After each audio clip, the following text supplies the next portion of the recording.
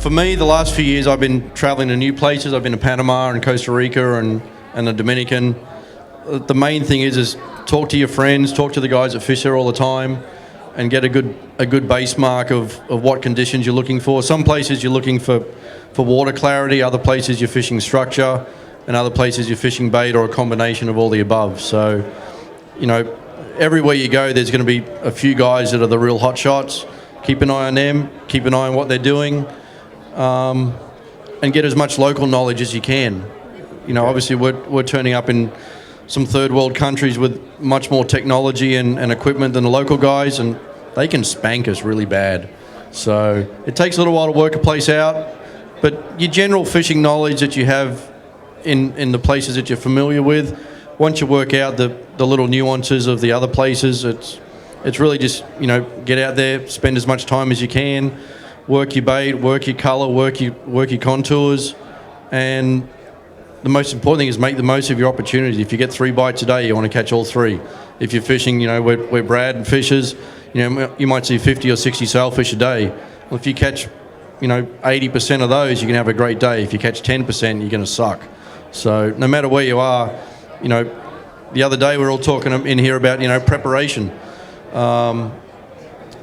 Spend the most amount of preparation. Make sure everything is perfect. So when you get there and you get that fish of a lifetime, or a day when you're in a hot bite, you've got 50 rigs made up ready to go, and your mate's not down there trying to make up rigs, and then you're behind the 8 ball so far. So, I'll turn up to somewhere for a day's fishing.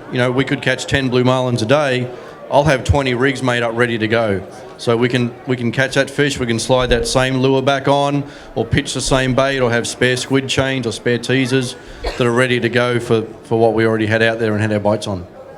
What about, Brad, in Guatemala, how important is finding structure and current and those kinds of indicators? I think, finding fish, you got to identify what fish you're fishing for first. All of us fish for different species. So identify the species, try and get some local knowledge. Blue marlin generally around the world might hold in a certain water temperature, certain depth. To answer your question, sailfish, for example, sailfish in the Pacific side are not that structure orientated. They're not that depth orientated. Whereas your sailfish here are very much depth orientated fish. Sailfish alley, 150, 200 feet. Bouncer can answer that side of things. But understanding the quarry before you target them is important. You've got to know what you're after. So if you're targeting Pacific sailfish, depth is not that important. Although depth does hold bait. Bait equals predators. We're fishing for the predators. So yes, it does help to find them if you can find the bait. And obviously all this the latest technology makes a big difference. Water clarity, I think you asked about that. Massive. Most of your pelagics prefer cleaner water in general. Sight is a big factor when they hunt. So your clearer water, cleaner water, you're generally going to see more fish in it. That said, the Pacific side can get a little green. It's a richer ocean. They do feed in the green, but generally we're looking for the warmer water. Okay. And Bouncer, when you're offshore, whether it's swordfish or sailfish, I know those fish move around a lot. Do you do some homework the night before? Are you looking around at weather and things, or? Well, working with the other boats is real important. Every day that you fish or don't fish, you need to network with your buddies. What's biting to the south? What's biting to the north? If you stay in touch with people, you can keep track of the fish moving down the coast and know whether you should head north from the inlet or south from an inlet. And then when you get out, our coastline, the Gulf Stream moves so much from day to day that the first thing you do on the morning is get on the VHF radio or on the cell phone. What kind of current have you got 5 miles to the south? What do you got right out front? What do you got a little bit to the north? And then, as Brad was saying, generally speaking, the bluer the water, the better the fishing. But that blue water's got to be close enough to shore. And we get into situations as we approach the late winter and early spring and into mid-spring, where the sailfish have to get south no matter what the water quality is, because the blue water might be running to the north at 3 or 4 knots, and they can't make any time against that at a migratory speed. But if they move into the powder blue water, then the current might be down to 1.5 knots and they can move along pretty good.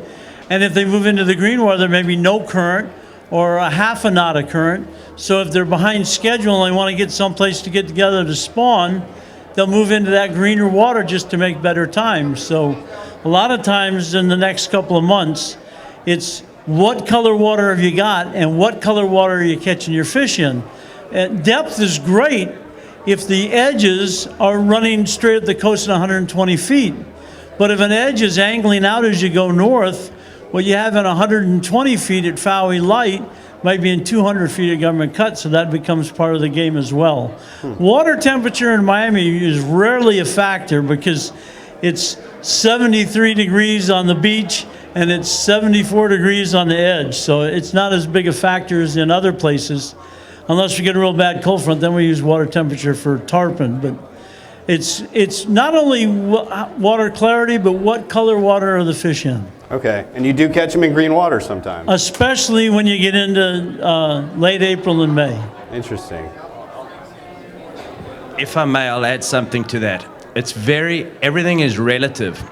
A lot of your very best fishing is often followed by your very worst fishing. You don't have to identify the exact perfect conditions to find good fishing.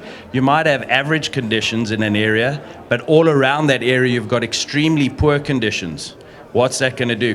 Concentrate those fish in what look to us as average conditions, but they're extremely good in comparison to the areas around them.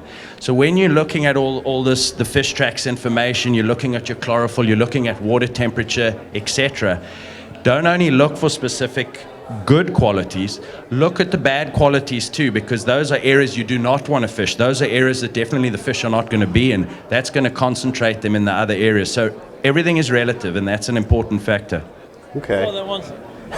One thing that's really important that we can't overemphasize, and all three of us have seen this at one time or another, but we look at the water out here and what's clean is really, really clean, and what's dirty is pretty clean. If you went to the mouth of the Mississippi River where there's tons of nutrients coming out of the Mississippi River, they will say, look at this color change. It goes from the color of that wall to much greener than your shirt. Okay. And they think that's the most beautiful water in the world. And we wouldn't expect to catch a Jack Crevalle in that water, so it does vary with where you're at.